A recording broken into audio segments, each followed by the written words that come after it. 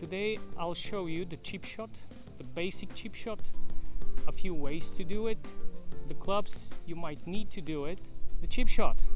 This is a relatively short shot when you find your ball close to the green, but still it is very difficult to putt because maybe you have 2 or 3 different cuts of the grass and uncertainty is very big. So you need a little bit air time. Drop the ball on the green or on the fringe and then let it roll towards the flag. You can use as a grip even your putting grip, talking about having the club very much across the palms. That immobilizes the wrists. Get your position as a normal shot but with relatively narrow stance. Place the ball middle of your stance. Put a little bit more weight on a front leg, in my case this is left leg. If we have to put the numbers, this is, let's say, 70-30% of your weight forward. You can have a little bit more forward shaftling, but the key moment really is to focus on the wrists and not doing any wrist hinge on the way back, but just from this preset position make a little bit shoulder tilt plus turn while you're keeping your lower body very stable.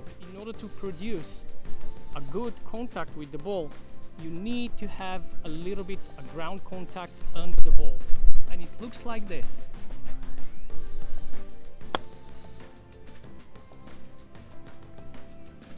The key moment here is really to keep your posture very stable during the shot and don't have a lot of wrist flip.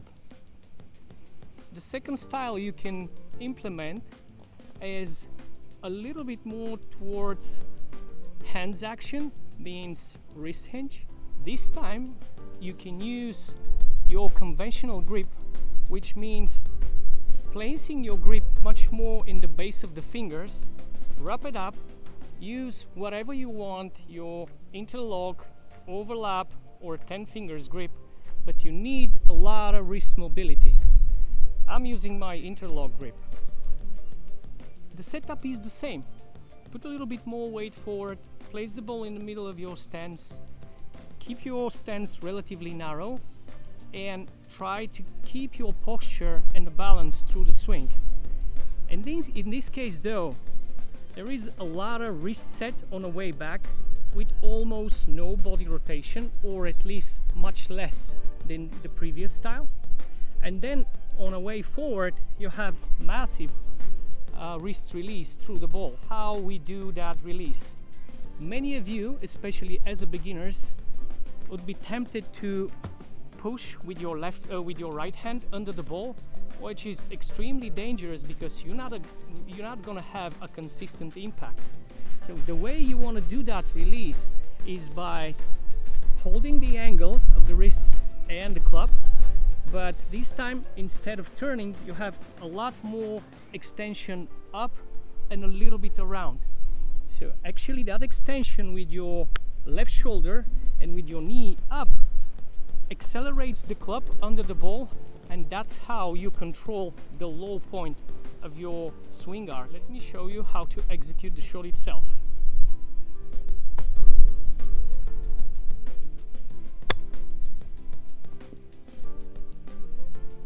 Ideally, you want to have these both shots under your belt so you can be much more successful around the green.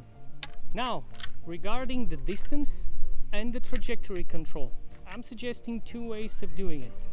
First, utilize the clubs from your bag. I'm usually using my gap wedge and my sand wedge when I need more trajectory, but here I have my pitching wedge as well. It is very common to use your 9 iron, even 8 iron around the green. So in this case, I'll show you just 2 of the wedges and the differences they make as a trajectory, and also that means distance control, because if you have a higher trajectory, that means that you're gonna fly a lot, but then you're gonna roll less, and vice versa. If you have low trajectory, you're gonna fly less, but you're gonna have a lot of roll. Let's see the 2 wedges.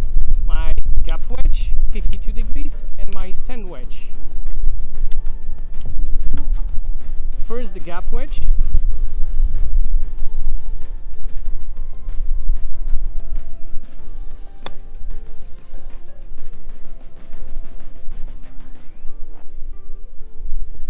Okay, and this is my sand wedge, which is 58 degrees. These are 6 degrees difference in loft.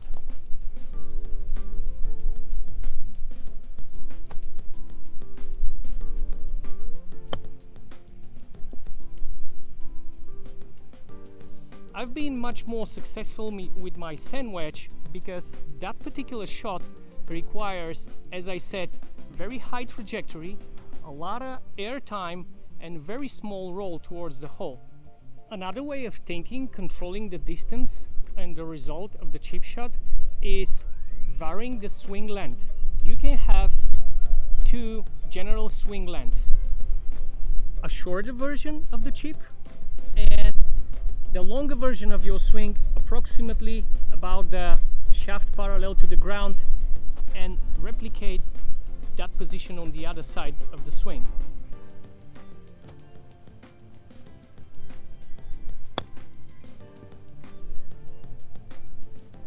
And I got a decent result for that difficult pin position, my longer version.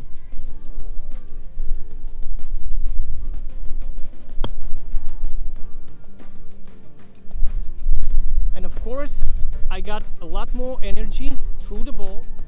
I got a little bit more height, but the distance control, it's not the one I wanted. This is a good example how you can control your distance. If you want to implement these two types of executing the chip shot, you can practice, and good luck to everybody.